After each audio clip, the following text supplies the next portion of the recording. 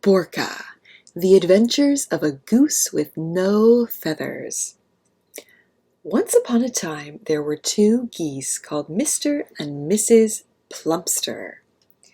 They lived on a deserted piece of marshland near the east coast of England, where their ancestors had once lived many years before. There they built their nest and laid their eggs. Each spring the Plumpsters came back to the marshes and mended their nests. Then Mrs. Plumpster settled down to lay her eggs, and Mr. Plumpster kept guard. He hissed at anything that came near the nest. Sometimes he hissed even if there was nothing in sight. It made him feel important. Then the eggs began to hatch. One fine spring morning there were 6 baby Plumpsters in the nest. Mr. Plumpster was delighted and invited his friends over to celebrate. The young geese were given names. They were Archie, Oswald, Frida, Timothy, Jennifer, and Borka. Now, all geese look very much alike when they are young, but right from the start there was something odd about Borka. Borka had a beak, wings, and webbed feet like all her brothers and sisters, but she did not have any feathers. Mr. and Mrs. Plumpster were very worried about this. They called in the Dr. Goose, who examined Borka carefully. He said there was nothing wrong with her except that she did not have any feathers. A most unusual case, he said, and he thought for a long while. Then he told Mrs. Plumpster that there was only one thing to do. She must knit some feathers for Borka. So Mrs. Plumpster got out her knitting needles and set to work. Of course, she could not knit real feathers, so she made a gray wool sweater instead. When she had finished, she called Borka and tried it on her. Borka was delighted and flapped around with joy because she had always been chilly at night. Borka went and showed the other young geese her new sweater, but they just laughed at her. This made her very unhappy, and she went into a patch of tall reeds and cried. Now, by this time the other young geese were learning how to fly and swim, but Borka did not like joining in because the others teased her, and so she got very behind with her lessons. Mr. and Mrs. Plumpster were far too busy to notice that she was not attending lessons. Borka did try to learn to swim, but whenever she went into the water, her sweater took such a long time to dry afterward that she soon gave up.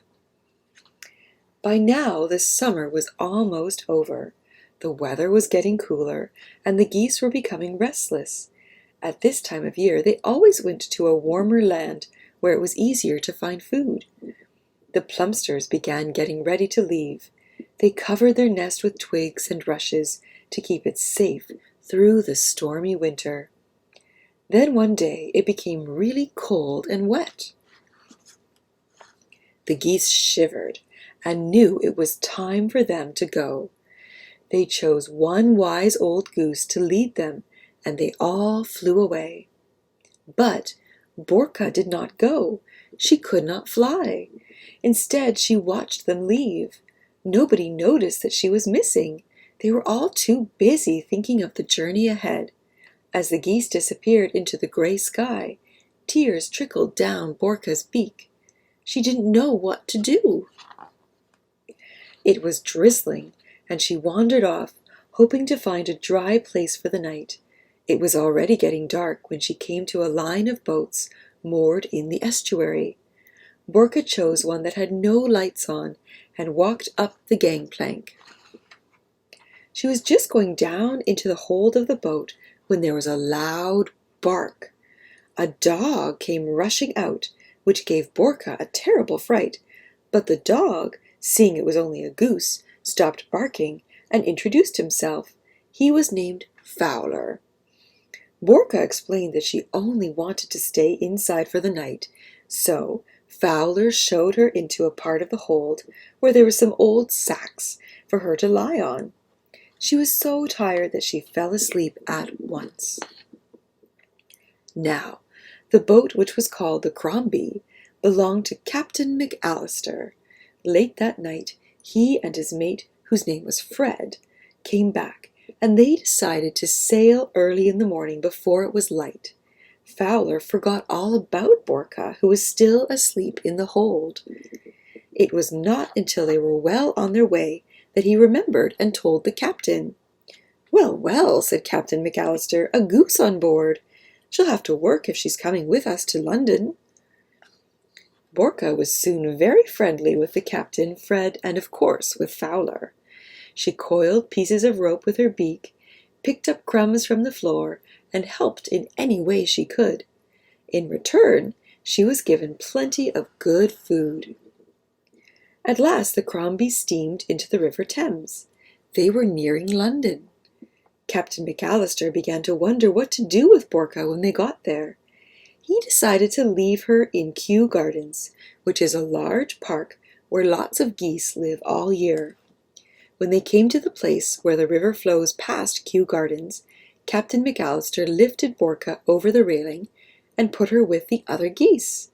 She was sorry to say goodbye to her friends, but they promised to come and visit her on their next trip to London. The geese at Kew Gardens didn't mind that Borka had no feathers. There were many strange kinds of birds in the garden, so nobody laughed at her gray sweater. All the geese were very friendly, especially one named Ferdinand. Ferdinand cared for Borka, and she is still living there happily. And whenever Captain McAllister and Fred and Fowler come to London, they stop by to see her. So, if you are ever in Kew Gardens and you see a goose who looks different from the others, it might well be Borka.